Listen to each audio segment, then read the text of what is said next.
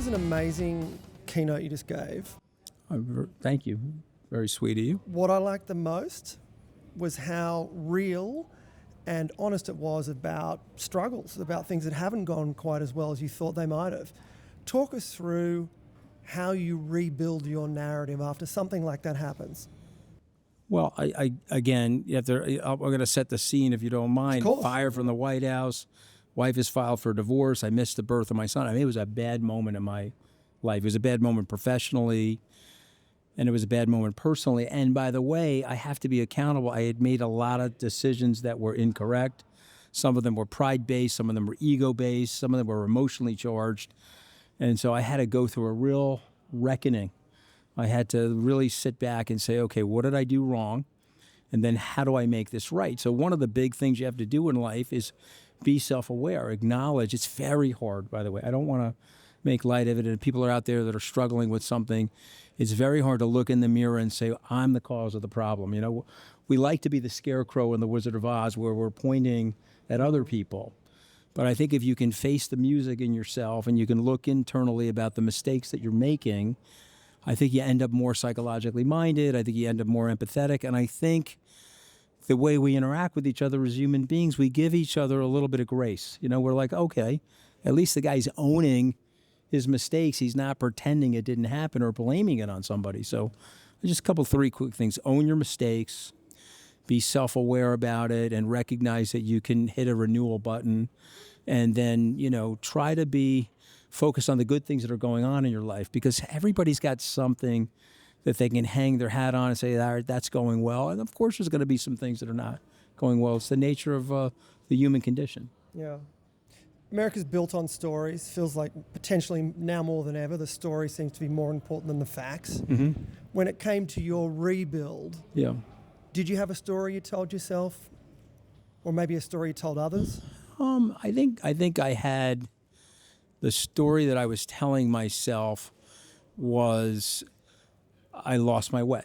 You know, if you want to talk about and again, I'm not suggesting I'm a hero or anything like that, but if you read any type of mythology or a hero's journey, not suggesting I'm a hero, I'm just pointing out that you go through deep tribulation. And then the question is, can you pull yourself out of that? And then can you be reflective on what happened, and can you own it and improve yourself? And so I think that's the story I was telling myself. I'm in a low point. It looks really, really bad, but it's not the true nature of my character, all of this. How do I fix it? Well, here are the steps I'm going to take to fix it. By the way, you can't fix something like that overnight. Do you know that, Jonathan? You just can't do it. So you have to fix it over time. And it's a process and it's decision making. So those are the thoughts that I thought. The narrative to me was, I have fallen, but other people have fallen and they can pick themselves up. I'm going to prove to myself that I can pick myself up and get out of this. That idea of timing is, I think, really important, because I feel like these days people are very quick to see something, feel something, and react. And you're talking about pace. No question. You're talking about actually... Well, listen, think about this. My wife filed for divorce on me, and she had reason to, and we were fighting with each other. And, you know the situation. It's her side of the story, my side of the story, then the true side. But her side was, frankly, more true than my side. And so I had to get her to come around, because I believe she still loved me. And, of course, I still loved her. And then we had to reconcile. And there's a lot of letting go of pride and ego in a process like that. A lot of people say, okay, you got into a fight, you dig in and create a rift and create a permanency to that rift and dispose of the relationship. We have a tendency to do that. And I would say to people, don't do that. You know, my friend Ben Stiller, hopefully wouldn't mind me talking about this. You know, him and his wife got separated, and then they ended up living together during COVID, and they reconnected. And instead of heading for the divorce, they stayed married. And I've talked to him about this, and I'll just share it with you because I have had this in my life. About to lose something and then getting it back, it's way more precious. Do you know what I mean? Yeah, absolutely. And so I think about that from my career. I pulled my career together. I pulled my family back together.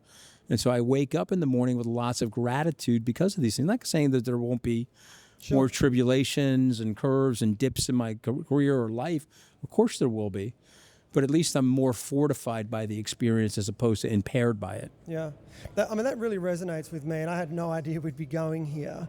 I always think about realizing you have a choice. I think a lot of people get into this mindset, they're like, oh no, this is what's going to happen, it's now inevitable.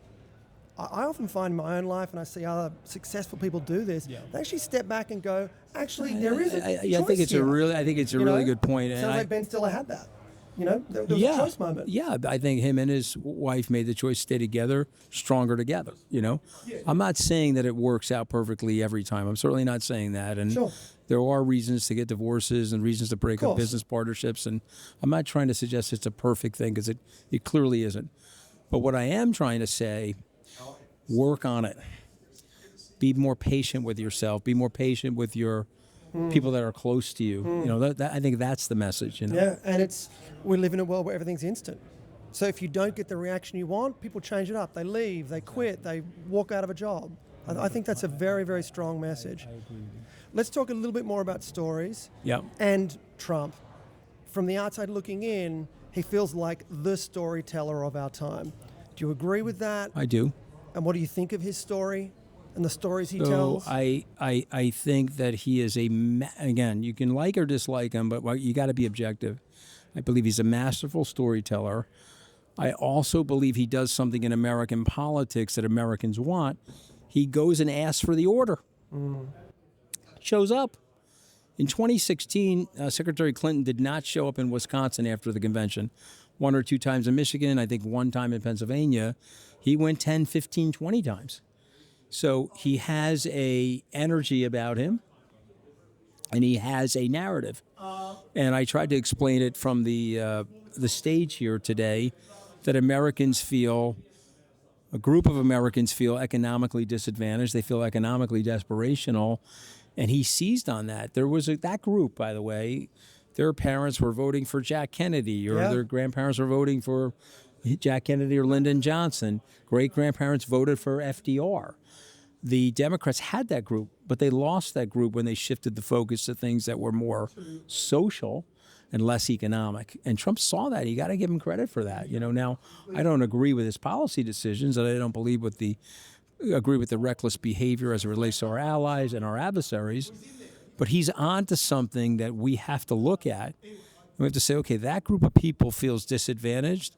We have to work on policies in the country to help close the gap and to re-include those people, make them feel less left out than they are right now. And again, whether you like him or not, he's one hell of a storyteller, and he convinced that group of people to side with him. Yeah. And do you bump into Donald Trump these days? I haven't seen him in a long time. I would say last time I talked to him actually was Easter Sunday of 2019. I thought he was calling to wish me a happy Easter, but he wasn't actually. He was calling to yell at me. He basically said that I'd written an op-ed. It was an open letter to the president. The press is not the enemy of the people. They're there to put a check on the power, but they're also there. The free press has this unique thing. If you teach kids that they can speak and think freely, Jonathan, what happens is they go and create Facebook. They create Macquarie. They create Google. If you're telling them that they can't speak and think freely, guess what happens? They got to steal your intellectual property. Look what goes on in certain countries that are authoritarian. They go to re-education camps. You can't say anything bad about the leader. You're stunting the intellectual growth of the kids, which hurts your economy. And so I wrote that. He was really mad about it. He called me to tell me that the press was the enemy of the people, and I thought you were MAGA. You're not MAGA. And I'm like, you know what? He's actually right. I'm really not MAGA. I'm about right or wrong, not hard right. Talk to me about the grift. I know it's probably a long conversation, but give me the headlines. What aren't we seeing in the grift? It feels like it's going unnoticed. Well, I mean, it's going unchecked. Okay. It's not going unnoticed. I mean, there's tabulations and there's reporters reporting on it. I think that's right. We're not holding to account. We're not checking it because the people that are supposed to check it are actually afraid of them. Those Republicans are supposed to get them on the phone and say, if you don't knock this off, we're going to side up with the Democrats, we're going to impeach you, and then we're going to vote to remove you from office. But they're too afraid of him to do that. And so what are they afraid about? Well, I mean, they're political expedients. They want to stay in power more than be principled. Their attitude is they're going to outlast Trump. He'll go to the wayside in 2028. They'll still be in power, and if they have to kowtow to him during this interregnum period, they'll do that.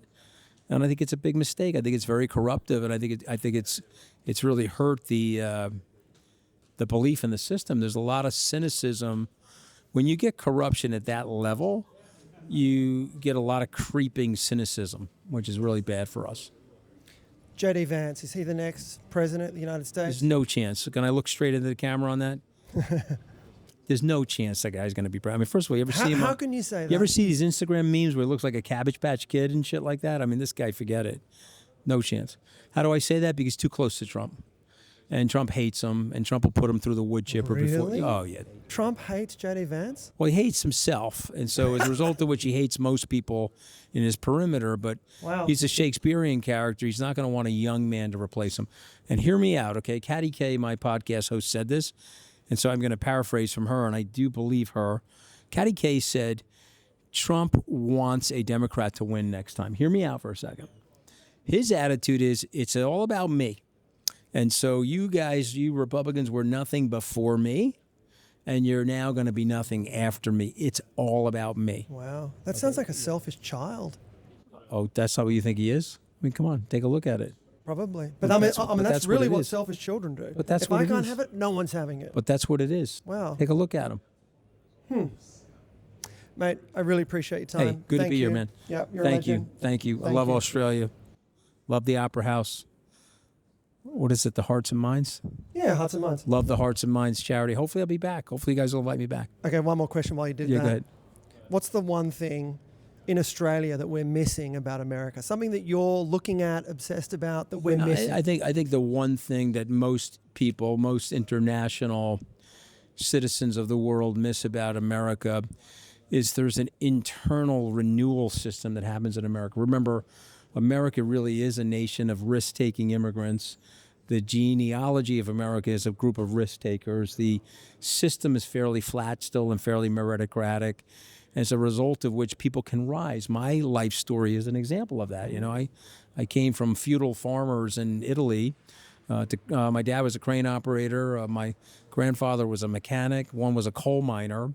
And look at what I'm doing today. That's representative of America. And so what I would say, don't assume that something that looks like it's status quo and unchangeable won't change. It will change in America. When are you running? I think you need to be optimistic about that. When are you running? I'm running for re-election in my marriage, my man. I'm just trying to stay married, okay? I don't want to. I'm just trying to stay married, okay? So, no, I'm not running anytime soon. I don't meet the height requirement.